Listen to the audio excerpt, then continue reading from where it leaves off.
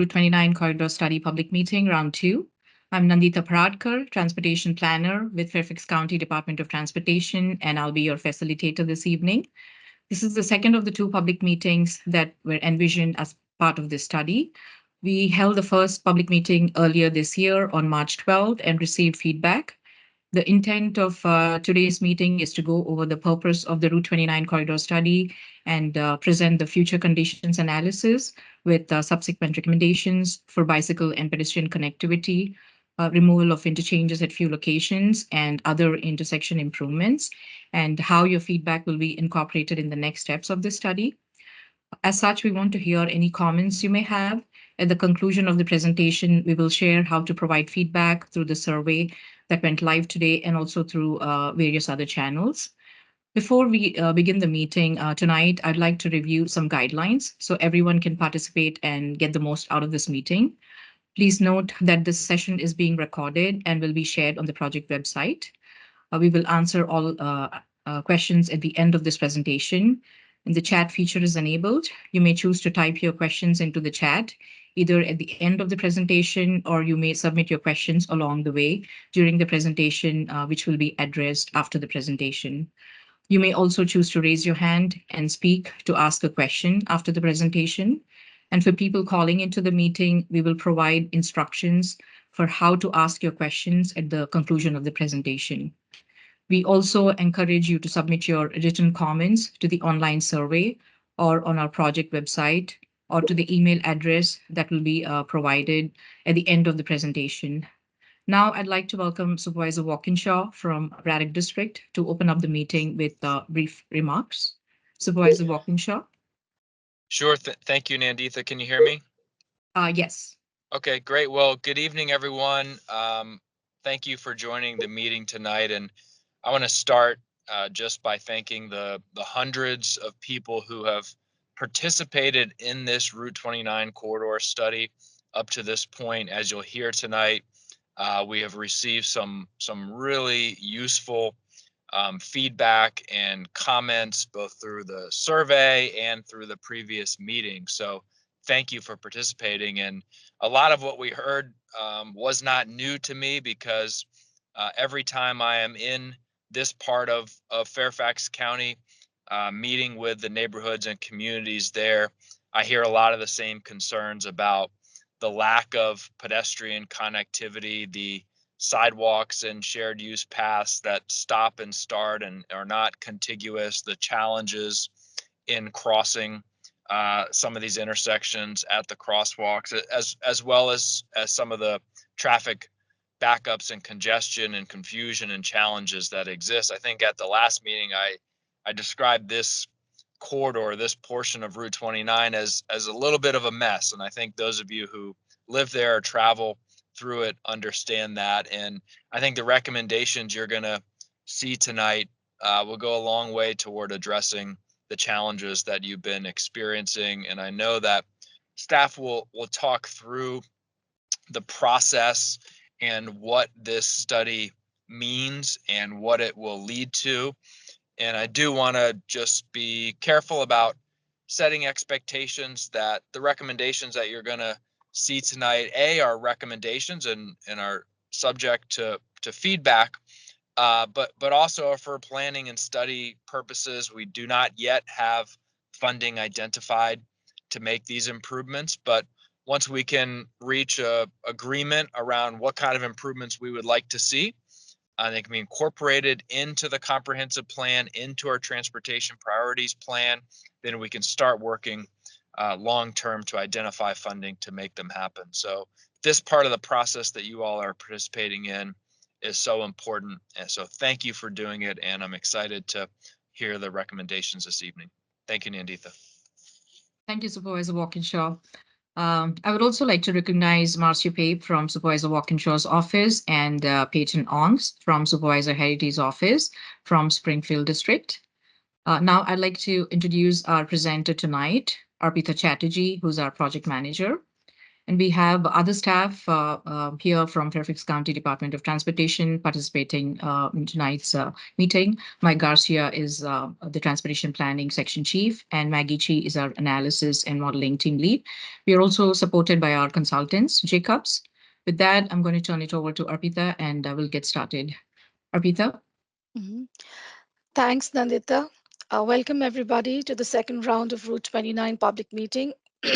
Thank you for taking the time to attend this meeting. And I'm Arpita Chatterjee. I'm the project manager from the county side. In this presentation, we will briefly go over the background and purpose of the study, as well as provide a broad overview of the feedback we received from the first round of survey and public meeting.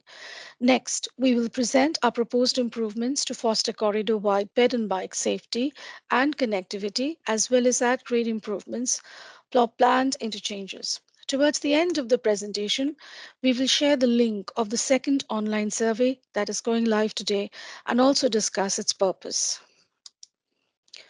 So the study corridor is about a 2.9-mile stretch from Buckley's Gate Summit Drive up to Germantown Road. We are evaluating 10 intersections, of which 9 are signalized and 1 unsignalized. The map here is from the comprehensive plan. The area marked in pink is the study corridor. We notice that there are 4 planned interchanges. They are Waples Mill Road, Shirley Gate Road, Monument Drive, Legato Road, and West Ox Road. So, the purpose of this study is to evaluate the need of the planned interchanges. That is to see if these interchanges are needed in the future. Today, these locations are intersections, and our study will evaluate if this add grade level is sufficient for the future. Also, reassess the long term needs of the corridor and develop solutions that serve residents and commuters. Assess the options for maintaining future safety, mobility, and accessibility for both non motorized and motorized transportation users, that is, explore multimodal potential. We start with a brief overview of the survey conducted earlier this year and share prime concerns highlighted by citizens. So, we've divided citizen concerns into 2 categories: ped and bike concerns, intersection traffic concerns. Most of the respondents emphasize the need of continuous sidewalk or shared use paths, which is currently needing. Besides, walking paths or shared use paths in some section of the corridor are not wide enough to accommodate both pedestrians and bicyclists. Respondents also stress the need for better separation between sidewalk and roadway.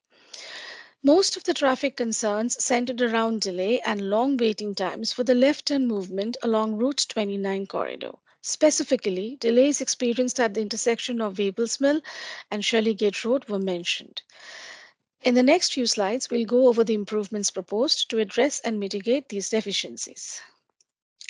So we start with pedestrian and bicycle connectivity. We will be briefly discussing the metrics used to evaluate pedestrian and bicycle safety and comfort levels and where we stand currently with respect to the metrics. We will then present our improvement proposals, application of which will help us achieve safe, desirable comfort levels for both pedestrians and bicyclists. So, the pedestrian metrics is an assessment of the pedestrian network by analyzing the pedestrian level of comfort. We call it the PLOC. PLOC is an approach to understanding the relative comfort levels of sidewalks, shared use paths, pathways, and crossings. Pedestrian level of comfort is assessed by roadway speed, pathway width, buffers. In this map, green indicates comfortable, yellow color is satisfactory, orange gold color is uncomfortable, and the red color indicates no pathway. So, applying the PLOC assessment to the study corridor, we see that many of the intersection crossings, controlled and uncontrolled, along the corridor were unmarked, and therefore they received PLOC 5, the lowest comfort ranking. So, existing roadway widths and posted speeds limit opportunities for comfortable and safe travel for people walking and biking. Long distances between signalized intersections limit crossing opportunities for pedestrians and bicyclists.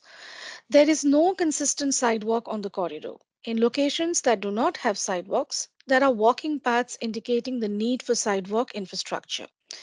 So there are some sidewalks across service road that are present but are not contiguous connections and require pedestrians to intersect with service road traffic. So now we come to the bicycle network. So we make an assessment of the bicycle network by studying the bicycle level of traffic stress. The level of traffic stress on a scale of 1 to 4 is a measure for assessing the quality of the roadway network for its comfort with various bicycle users. The lower the LTS score, the more inviting the bicycle facility is for more users. Applying BLTS metric to the corridor, we say that most of the corridor has a BLTS 4, which is most stressful. The section of the corridor shown in red line in the map. This is most of it. The shared use path along the northern section, which is indicated by this green line, is the only section which has a BLTS 1, which is most accommodating for bikers of all ages and ability. So a study of the existing bicycle conditions indicate that shared use path in this section is often not wide enough to be considered a shared use path. We need an 8-foot minimum shared use path under constrained conditions. So there is general need for improved shared use path maintenance, pavement conditions, removal of overgrown plantings along shared use path and related intersections. Basically, we strive to achieve a pedestrian level of comfort of 1 or at least 2 and a bicycle level of traffic stress of 1 or 2 in our corridor-wide proposed improvements. So, in a corridor like Route 29 with high volume and high speed traffic, we propose having shared use path for ped and bike for the most part along the corridor. However, service drive also provides an opportunity for us to avail if we cannot use the corridor. Service drives have low volume traffic with lower speeds. This makes it more feasible for bicyclists and pedestrians. For our study corridor, we have identified sections that need new construction, shown in the red color, because there is complete lack of bed and bike infrastructure. Second, where improvements are needed on an existing infrastructure, and we have shown that in the yellow color. And then where we need the service drive, which is shown in the blue color. Where we think the existing infrastructure is okay, we show that in green color. So in this map, we see sections north and south of Route 29, which need new construction as there is no infrastructure available. Between Piney Branch and Legato Road, we avail the service drive. That's here, Piney Branch. And this segment of the service drive may need some repurposing. And this is the area that is in red, western section that we need new construction. In general, we see in the northern section of Route 29, from Legato Road to Forum Drive, we can retain the existing infrastructure. This one. From Forum Drive onwards to Germantown Road, there is infrastructure, but it needs improvement in the form of widening or adding more buffer. In the southern section, we intermittently rely on service drive for biking and walking. So there are sidewalks along the service drive, but they are not contiguous. We recommend constructing missing sidewalk for pedestrians along the service drive. Using the service drive ensures continuity of services, which otherwise would be very challenging to achieve in this setup. We have pedestrian-friendly proposals for all intersections. However, we do not recommend crossing unsignalized intersections. Generally speaking, all the intersections need improvement to get to a PLOC, that is a pedestrian level of comfort of 1 or at least 2.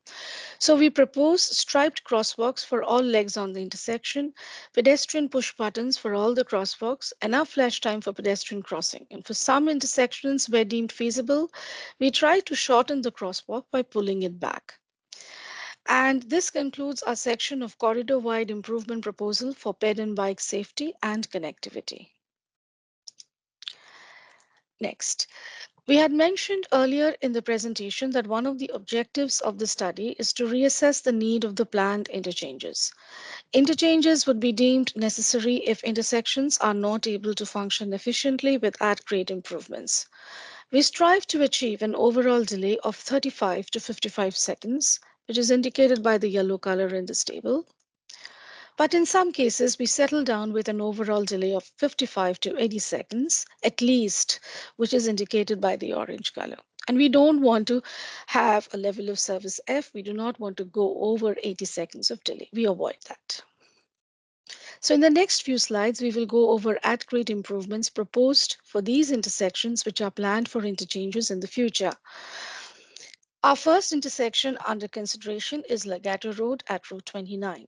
Main drawbacks of this intersection are a long waiting time for Route 29 left turn movements, no crosswalk on the west leg and south leg of the intersection. That is here and here, we don't have any crosswalks. So to improve operations, we propose a change in the lane geometry, which is shown in the map, but without any right-of-way impact. And then we also add all the missing pedestrian safety features. Operationally, these improvements helped us by providing more time capacity for the westbound left, and delay improved significantly for both eastbound and westbound lefts, and especially for the eastbound left movement, it improved from 3 minutes to less than a minute. And actually, I'm talking about this eastbound left, where it is red and it goes down to a yellow, which is basically between 35 to 55 seconds of delay.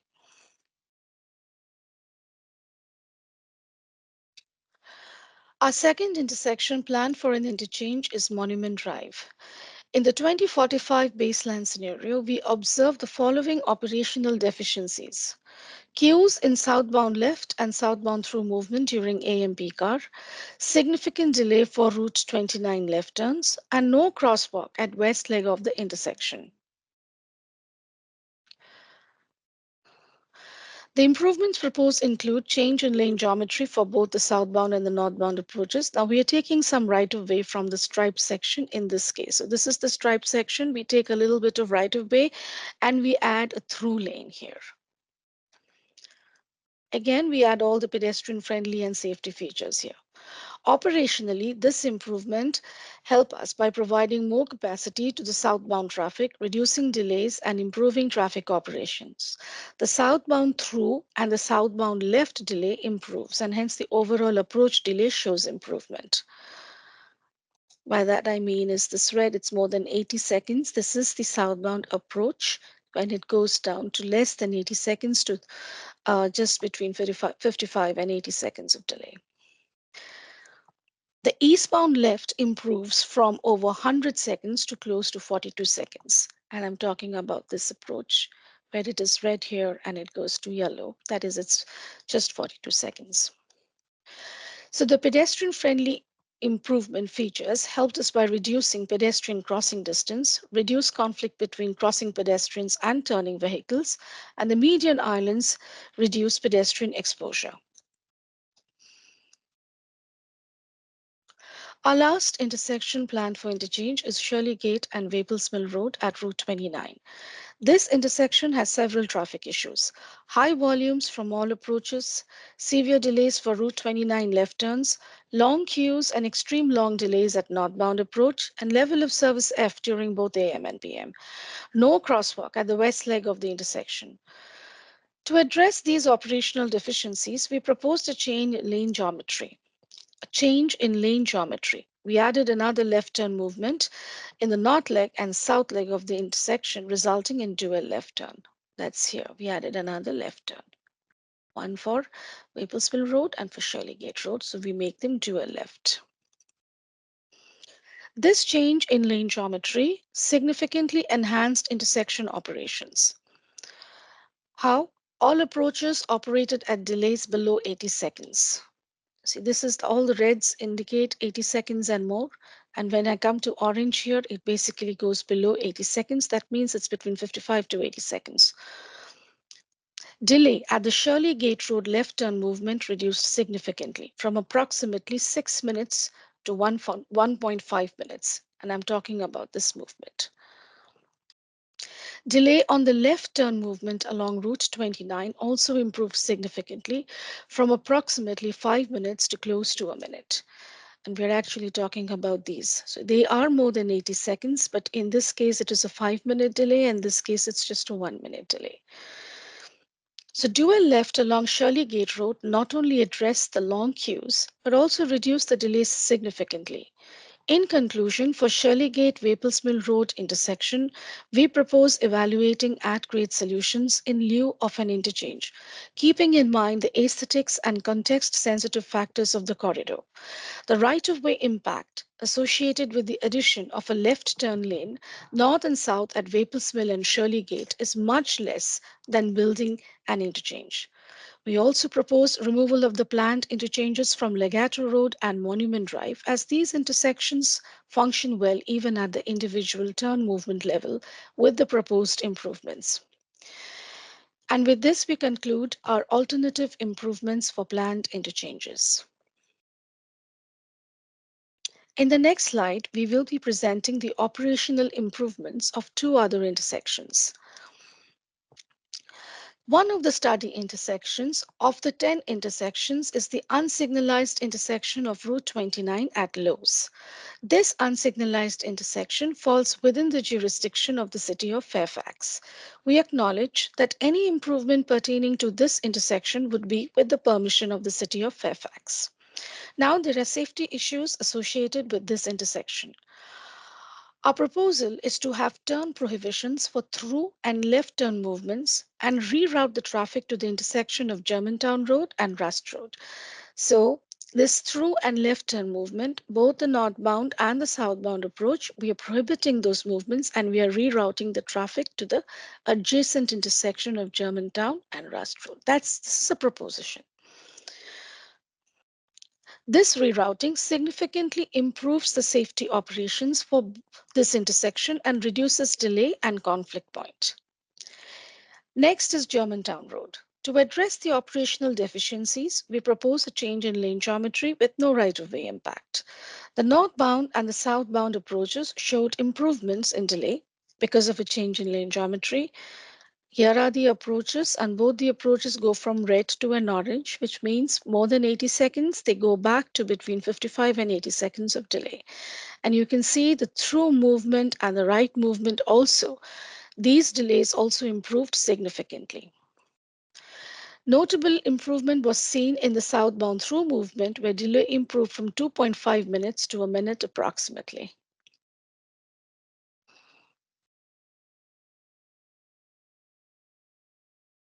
This slide is the high-level overview of all the 10 intersection operations for the 2045 baseline scenario.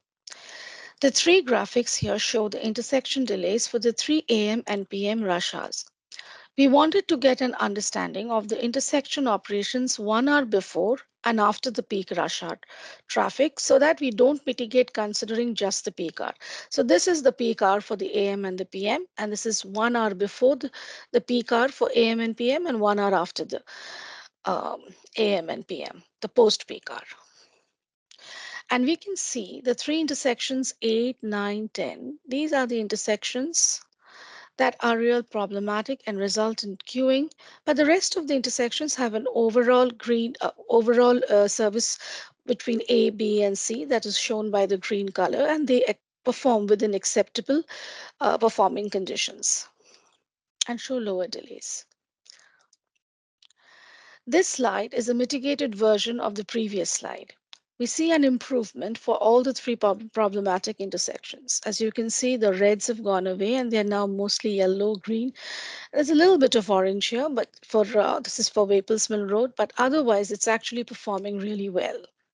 And it is evident, and if you can see that it's for all the 3 hours, for both AM and PM, it's the peak period that we have captured. So it is evident that our mitigation has addressed not just the peak hour, but adjacent hours too. And with this, we conclude our intersection mitigation. So our findings indicate that we can recommend removal of the planned interchanges at the three locations. We also recommend adding supportive, active transportation recommendations in the comprehensive plan and incorporate intersection improvements along the corridor. As you remember, the purpose of the study is to reassess the long-term needs of the corridor, exploring multimodal potential and developing context-sensitive solutions. With these findings, we are conducting a second round of online survey seeking public input and feedback on the proposed corridor-wide pedestrian and bicycle connectivity and improvements, as well as at-grade intersection improvements that we presented at today's meeting. So here is the link to the survey. If you click here, it'll take you to the survey. FCDOT is asking for feedback by the close of business on Friday, June 21st. You could also call this number 703-890-5898 with the code 1312 and leave a message with your feedback. You could go to our study website for more information. Here is the study website. The survey link is also there in the study website. There is a feedback form which you can use to reach out to the project team if you have any questions. Feedback from the survey will inform the Fairfax County Comprehensive Plan.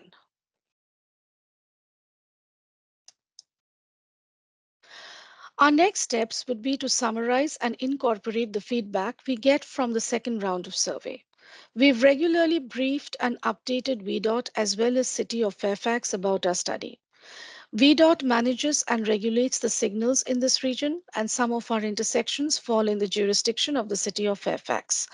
Following these agency reviews and response, we will then request the board to initiate a plan amendment. Once we get the active transportation improvements into the plan, we start prioritizing these recommendations to add them to the transportation priority plan. After these improvements are in the transportation priority plan, we then start exploring funding channels that can help fund these improvements. So this is our study timeline. This is where we are currently. We've identified the mitigation measures for ped bike as well as for intersections. And this is our second round of public meeting that we're having today. This is the survey round 2 that's also going live today. And once we have all your feedback, we'll come back with the final report and make recommendations to the comprehensive plan. And with this, I actually end the presentation. Thank you for your patience for listening to this. And here's questions and comments. Nandita, over to you.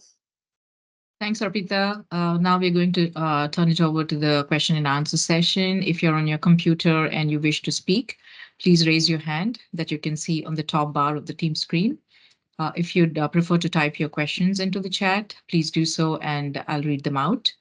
If you're on your phone, you can push *5 to raise your hand. When we call on you, using the last 4 digits from your phone, you can start speaking and ask your question. And when you're finished, please push *6 and then *5 to lower your hand. Recording of tonight's meeting will be posted on our project website in the next few days, along with the question and answer session. With that, I'll wait to see if you have any questions or comments. I saw someone's hand go up. Patricia Wood.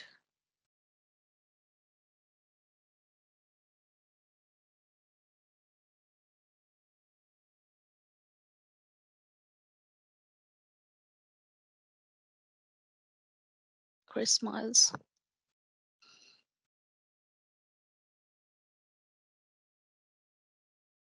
Patricia, your microphone is enabled, so you can go ahead and unmute yourself. Good evening. I just wanted to make a few comments since our supervisor is on the call too. I live at Fairfax Ridge, which is at the intersection of 29 and Buckhorn Ridge. That's very close to the Legato intersection. And there's just a couple comments I'd like to make in general. First of all, the whole area that you have highlighted as the study tonight is an actual raceway from about 8 o'clock at night till 4 in the morning all the time. It's gotten really, really bad. And then also the fire station right there, when they come out, they put their sirens on as soon as they get on the highway, even though they said they wouldn't be doing that. I've been here for 24 years, so the fire station wasn't even built when I moved in. In any event, as you mentioned, the left turn lane at Legato is very long, so people go past it and make U-turns in front of Buckhorn Ridge to bypass it. And they are usually going very fast in a hurry, obviously. The other day, I saw a boy almost get hit because what they do is it's so wide there and open, people cross from Marymead over to our side because it's more open. So that's very concerning as well. So I understand, I think the things that you guys want to do, but it is very dangerous, the whole area. You can't make a continuous bike ride from my house around to the government center without crossing major intersections. So I understand Lee Highway, you're trying to fix that. But like if you came off onto Forum, you would have to cross again to get over to a sidewalk. There's not sidewalks going around like the little island, I want to call it, to get over to the government center. Every route you would have to get across a major intersection. I don't even try to ride my bike unless it's like a Sunday morning. It's just too scary in this area. So those are just my comments, and just take it for what it's worth, I guess. And I appreciate the opportunity to speak. Thank you, Patricia. I have Chris Miles here who has his hand raised. Can you please unmute yourself and ask your question, please? Can you hear me? Yes. Thank you. I was wondering, I'm the president of the association at Shirley Gate Court. And my question is, do you know what the financial impact is for changing the intersections? I guess I'm most interested about the one at Shirley Gate and 29. From being what I guess their current plan is to be an overpass. But I imagine going to the intersections that are proposed is a substantial savings. Do you know what that savings will be? Well, for this study, we did not make a comparison of the savings, but we do understand that the right-of-way impact associated with the construction of an interchange and just adding another left-turn lane is much, much higher. As a result, we support an at-grade intersection improvement in lieu of an interchange. But we do not have the Okay, right cost estimate for what it would take or the right-of-way cost associated with addition of a left-turn lane.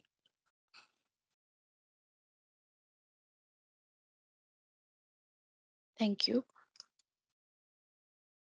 thank you. I see Henry Soboski's hand raised. You may ask your question, or if you have a comment, you may unmute yourself.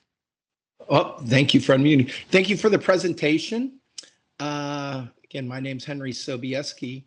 I live in the neighborhood, well, down by Stringfellow and 29, but I used to live right behind Buckley's Gate Drive in that area. But most notably, I bike to work up over to Lagado and Fair Oaks Mall area. And I also bike to go shopping in the area. And I'm involved with the Centerville Task Force to look at the enhancements that they're doing in that area for multimodal transportation. I like a lot of what I saw. My question that I'm seeing as I'm watching like Route 28 being built out along the paths is some of the curbs and furniture that are being put into place in the bike paths that make the bike paths kind of dangerous as you're trying to watch traffic and navigate your bike into a turn or to navigate your bike up to a post in order to press the button across the road. Often there's a curb in between the bike path and the post, and you gotta like lift your bike over it. And what I've come to do around this is I just go onto the grass behind the curb to get to the button, which doesn't seem to make a lot of sense. So what I'm trying to do is let you guys know that maybe you shouldn't be putting curbs in those intersections where the bike paths are, and keep the ground flat to make it safer, especially for bikers that are less experienced, who don't know how to like hop a curb. There's a lot of accidents that happen if your tire just rubs the curb. You can easily flip over, and you wouldn't want to have somebody flip over into the intersection as cars are driving. So that's my comment. I'm happy to see that there's finally going to be paths going up to the Costco area, the government center. I'm heavily involved with activities at the government center too, and being able to ride my bike in that direction excites me a great deal. The only other question I have is, when will these bike lanes and these changes take place? Is it 2045 or is it going to be sooner? Well, all this is subject to the availability of funds. And this is what we would first get your feedback, finalize the study, authorize for a comprehensive plan amendment, and get this to the plan, these improvements, then prioritize the recommendation and get funding to actually implement them. So, at this point, we really cannot say when exactly we'll be able to implement the changes. But for further information, Mike Garcia, if you have anything more to add, please do so. Well, what I'll say is this is our first step in trying to actually address the active transportation facilities being bike paths, trails, and sidewalks. So this is our first step in adding it to kind of the comprehensive plan. From that point, we use that to kind of put all the priorities together, and then from there, we try to start allocating funding. So this is our first step in a process. But if something becomes available, we will always see if what we can do to kind of facilitate and move these, I guess, facilities along faster. So it sounds like it's maybe 5 to 10 years, because I've seen some construction now along 29. And I was just wondering if that's part of this, or is that something else than what we've been presented today? That is not this. There's construction going on Route 29 west of the Fairfax County Parkway, the route west of the interchange. Mhm. I do not want to put a time frame on it because inevitably I'll be wrong. I would say it's not 5 to 10 years. It's probably a little bit longer. If development happens to come along in the corridor that actually can facilitate some of these improvements, that actually helps a little bit in terms of getting things done a little faster. But yeah, I would do not want to say 5 to 10 years. I would say probably a little longer than that. Okay. Well, thank you very much, Michael. Mhm. That's all the questions I have, and I just wanted to make you aware, as the Department of Transportation or whoever builds those intersections for the biking, they're making it worse, not better, as you're crossing those intersections, and honestly more dangerous. And I encourage anybody who's designing them or using them to ride their bike and try and navigate what's going on. Okay, thank you. Thank you. We appreciate the feedback, and we'll make sure to pass it along to our active transportation team. All right. Thank you all. I have a question here in the chat from Henry. Are crosswalks planned for Piney Branch and Route 29?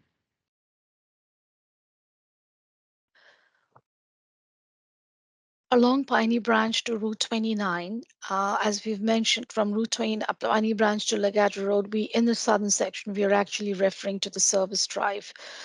So yes, once we are able to get these improvements to the comprehensive plan map, then we can really say that yes, they're planned. At this point, we are making a proposition to plan to have them into the comprehensive plan map and to have continuity in the services, the ped and bike services. Thank you, Arpita.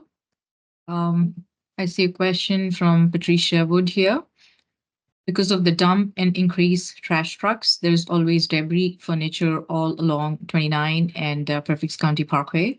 I wondered who's responsible for picking that up: trash, furniture, mattresses, etc. Does the plastic bag tax contribute to assisting in this? Mike, do you want to take that question? Sure. That is, I do not know where the plastic bag tax goes. I assume it goes somewhere that I think it's to like education and some other kind of things. There is a fund for it, and it does not go to cleaning up trash along the road. Usually when this happens is if there's a considerable amount of it, VDOT is responsible for maintaining the roads, and so if there is trash dumped, you can call the VDOT number. I have to look it up. I think it's something roads, sorry. And then you can kind of let them know that there's trash in the road that it needs to be picked up because it could be debris that could cause an issue with cars. Thanks, Mike.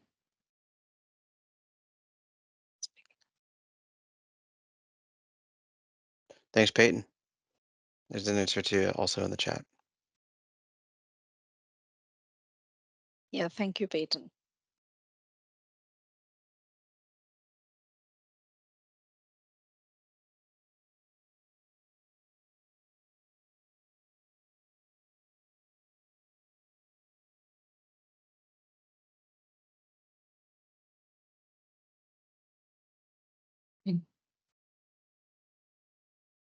I do not see any more questions in the chat, and I don't see any hands raised.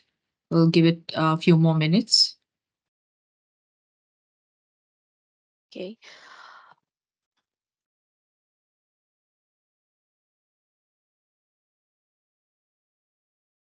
Hey, Arpita, can you put up the website where people can go and do Yes, surveys and remind people of the deadline and kind of our project website, please?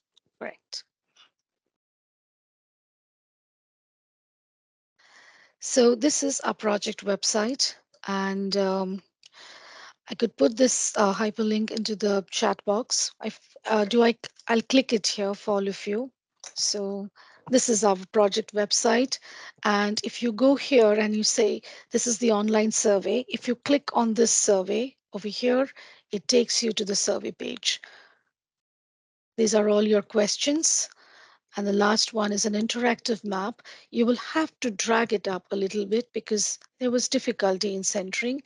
You can click on one of these icons and it'll give you some message about what improvement is needed. So that's the only thing that we request all our reviewers to quietly drag um, the study area map and center it.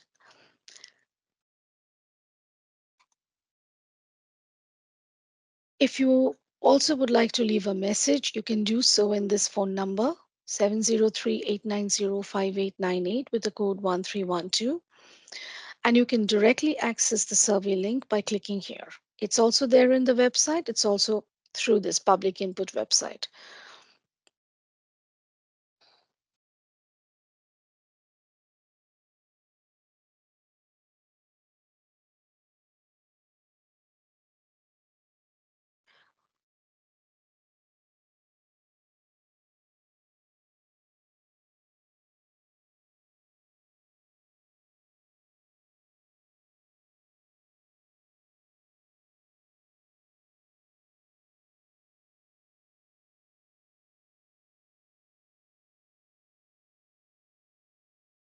I have a question from Henry, trying to verify if that was a yes for crosswalks on Piney Branch and Route 29.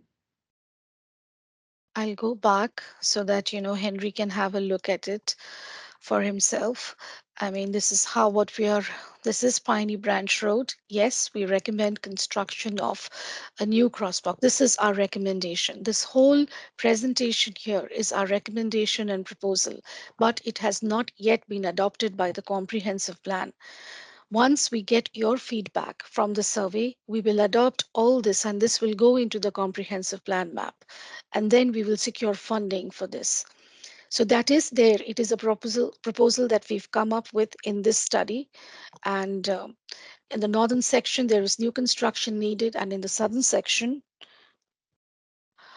we are using the service drive. Have I answered your question properly, Henry? Are you okay? You won't be able to answer, but yes, you answered it. And I also confirmed it in the chat as you were talking. Okay. All right. Thank you.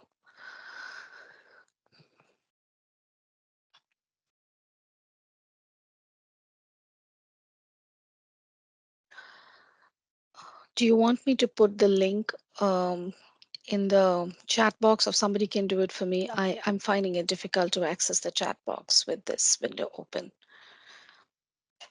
If that's needed, I leave it up to the team to decide.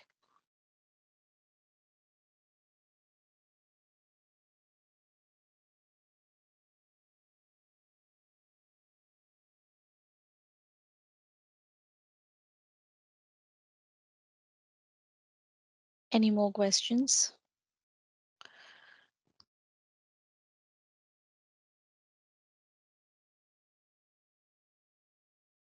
The survey Arpita, link. Yeah, there's a could you grab the survey link, Arpita, out of your and just drop it in?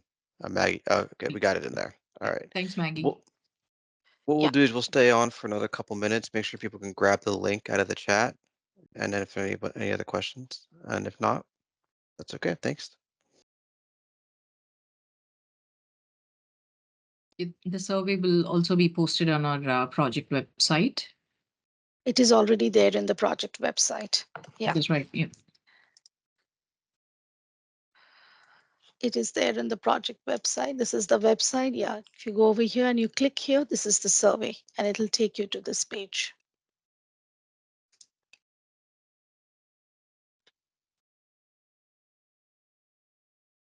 I'm losing you. Yeah. Sorry about that. Yeah.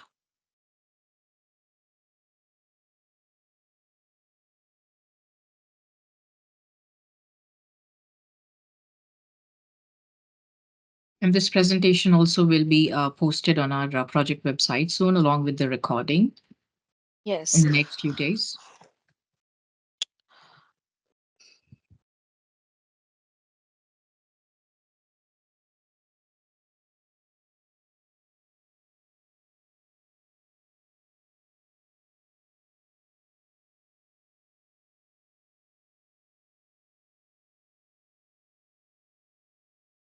Seeing no more questions on the chat. There's one more. Oh, there's one more, which just came in from DB. At the Lowe's intersection, have you considered making it no left turns instead of a traffic light? A light there will be too close to the light at Germantown Road. Mm, for the Lowe's intersection, it's an unsignalized intersection. So what we've actually suggested is taking away the through and the left turn movement. But a traffic light over here is very difficult because it's close to the Germantown Road. And based on the VDOT study, it doesn't warrant a signal so close to another intersection. So we did not evaluate another signal. Over here, we just felt for safety reasons, that's one of the main concerns, to reroute some of the movements, that is the through and the left movement, and bring them to the adjacent intersection of Germantown and Rust Road. Does that answer the question?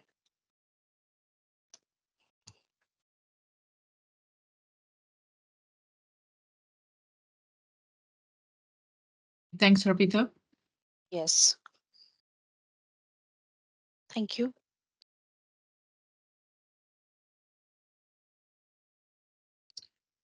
I do not see any more questions or comments here.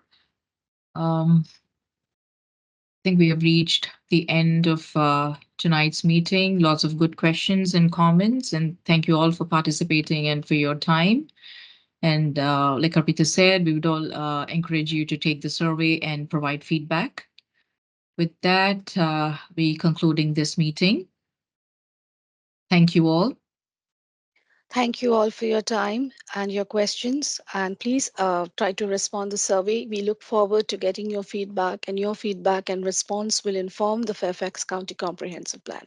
All the improvements that we have proposed will go to the plan once we hear from you, when we get the public input from the survey. Thank you again for attending this meeting.